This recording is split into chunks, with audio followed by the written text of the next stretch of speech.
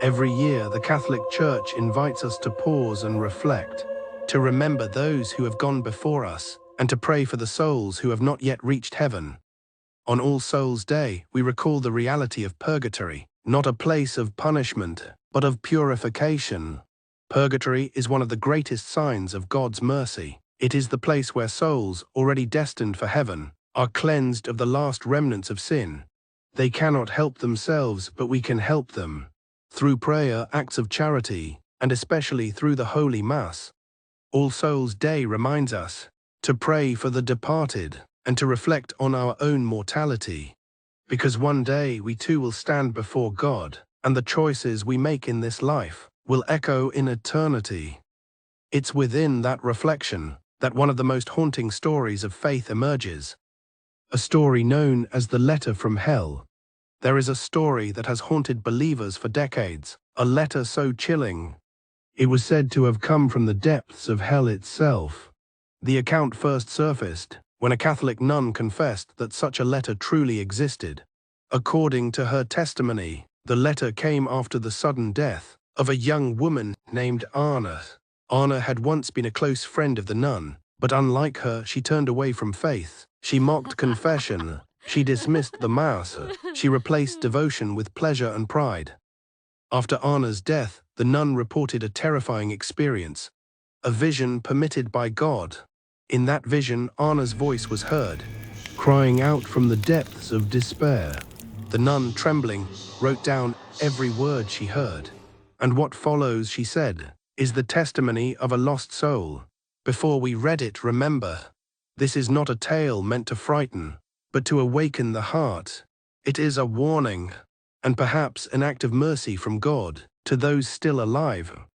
And now the letter from hell as recorded by the nun.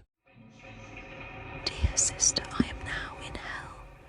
I tell you this not as a metaphor, but as a fact. I am here condemned forever. You remember our youth, how you stayed faithful and I drifted away. I laughed at confession. I mocked the Mass. I dismissed the church as superstition. I thought God was too kind to punish anyone eternally.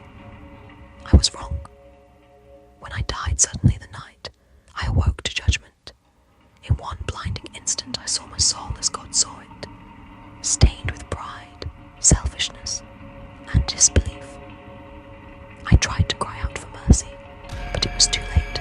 My time of choice was over. Here, there is no love, no peace, no hope, only hatred, even for myself. I now see clearly how many chances I had, how many times I ignored grace. Every prayer neglected, every confession avoided, every Mass I skipped, they all stand against me now.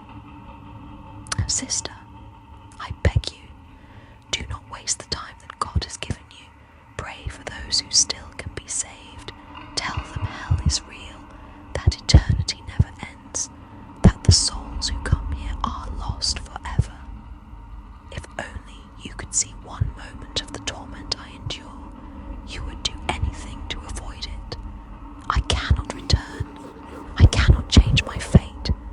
But perhaps my words, by God's mercy, may save another soul from this place. Remember me not with affection, but with pity, and pray for those still on earth while mercy is still possible.